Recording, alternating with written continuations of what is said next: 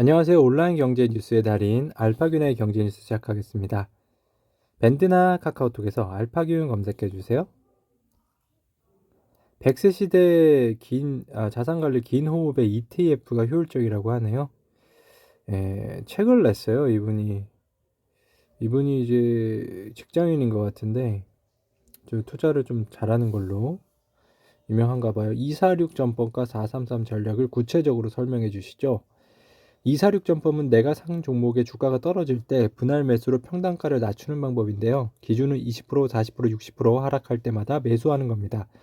ETF의 경우에는 개별 종목보다 변동성이 낮으니 123전법으로 접근할 것을 권합니다.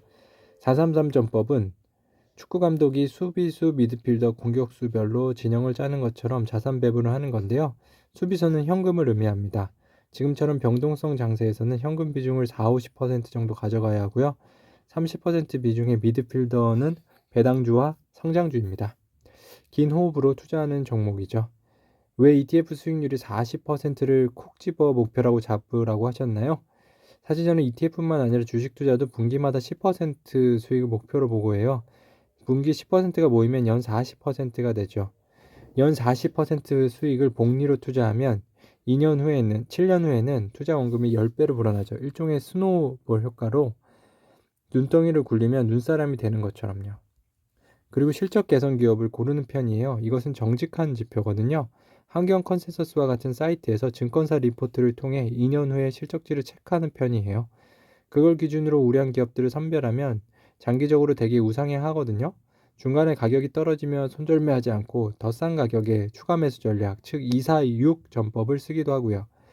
또한 공포심을 뒤집어 보는 편입니다. 시장에서 지금 내 종목만 내리는 건지 전체가 내리는 건지 상황을 파악하죠.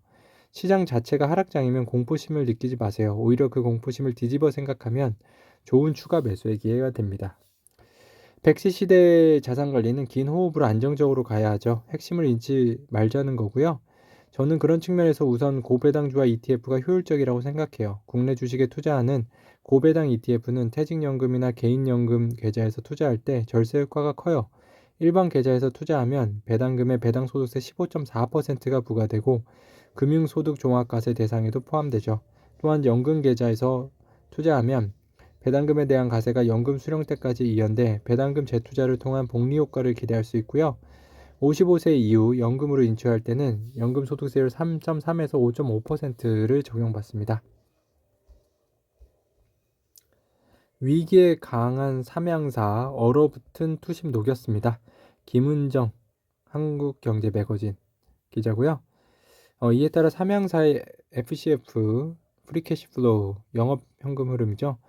2010년 19년 81억 원, 2020년 702억 원 흑자에서 지난해 3분기 1241억 원의 적자로 돌아섰다. 지난해 원재료 단가 상승에 따른 재고 매입 부담으로 영업활동 현금 흐름상 부족 자금이 발생한 영향이기도 하다. 전문가들은 앞으로 운전자금 부담이 완화되면 영업현금 흐름이 정상화돼 양의 FCF로 전환될 가능성은 있지만 시기는 불확실하다고 내다봤다.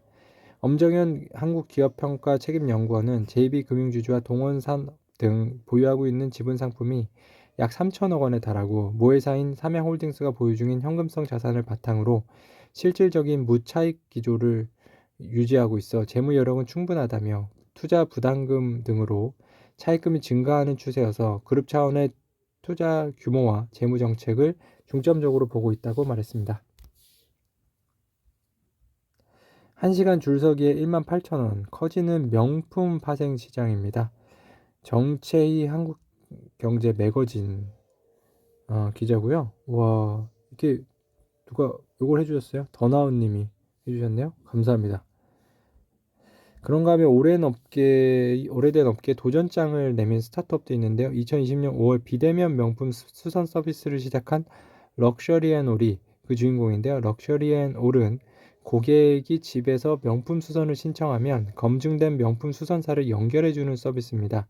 현재 럭셔리앤올 플랫폼에는 250여 개 수선 전문 업체들이 입점해 있고 모바일 어플리케이션 앱에서 결제, 수거, 케어 후 배송까지 진행 상황을 한눈에 파악할 수 있습니다.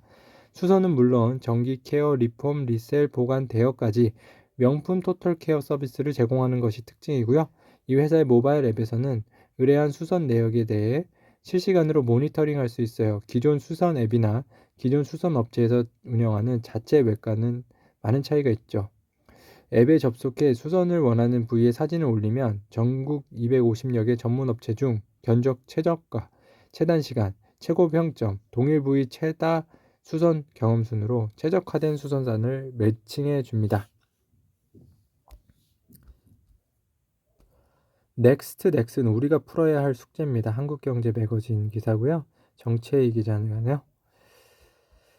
제가 어디까지 넥슨을 끌고 갈지 잘 모르죠. 제가 10년쯤 더 하고 나서 회사의 주인이 바뀌고 그러면서 성장해 나갈지도 모르죠. 회사를 경영하면서 길을 몰라 어려웠던 적은 없는 것 같아요.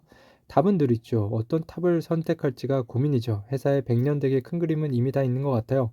제가 100년을 못 사니까 아쉬울 뿐인데 욕심은 나요. 2015년 발간된 책 플레이의 인터뷰 김정주에게 묻다 중입니다.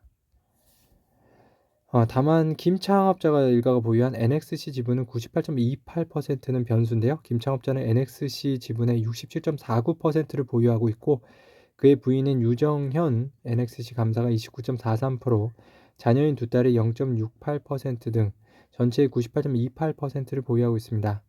넥슨의 지배 구조는 NXC, NXMH, 넥슨, 넥슨코리아 등으로 이어지는데 NXC는 본사인 넥슨 일본 법인 지분의 28.5%를 직접 보유하고 있습니다. 이어 100% 자회사인 벨기에 투자법인 NXMH를 통해 18.8%를 간접 보유하고 있고요. 일본 법인 넥슨은 넥슨코리아를 계열사로 두고 있고 넥슨코리아는 넥슨 GT와 네오플 등 8개 주요 계열사를 두고 있네요.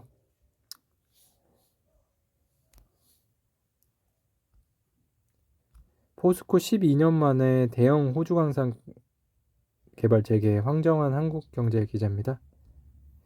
행콕은 오랜 철광석 가격 불황에도 포스코 등과 10조 이상을 연결해 연간 철광석 5,500만 톤을 생산하는 로일 프로젝트를 성공시킨 경험이 있는데요. 로일 강사는 작년 3분기에만 44억 달러, 약 5조 5천억 원의 순수익을 냈고 주요 주주인 포스코는 지난해 5천억 원이 넘는 배당 수익을 거뒀습니다. 포스코와 행콕은 공동 주주인 로일 광산의 탄소 중립 이행을 위한 협력도 강화하고 있는데요. 작년 7월엔 업무 협력도 체결했죠. 철강성을 가공해 순수 철 성분만 남기는 직접 환원철 HBI를 생산하고 이 과정에서 활용할 수 있는 수소와 신재생 에너지 등에 대한 연구 및 사업화를 함께 추진하는 게 핵심입니다. 이어 작년 12월엔 포스코 인터내셔널이 약 7,700억 원을 들여 행콕과 공동으로 호주 천연가스 생산 개발 업체인 세넥스 에너지를 인수하기도 했죠. 여기에 더해 로이힐의 뒤를 잇는 초대형 광산 개발까지 재추진하기로 한 건데요. 철강업계 관계자는 호주는 철광석 산지이자 신재생에너지 발전의 최적지로 꼽힌다며 로이힐에 이어 개발하는 API 프로젝트의 탄소 중립을 위한 협력까지 이루어지면서 친환경 제철로의 전환이 가속화될 것이라고 말했습니다. 네, 알파균의 경제뉴스 오늘 여기까지 전해드릴게요. 감사합니다.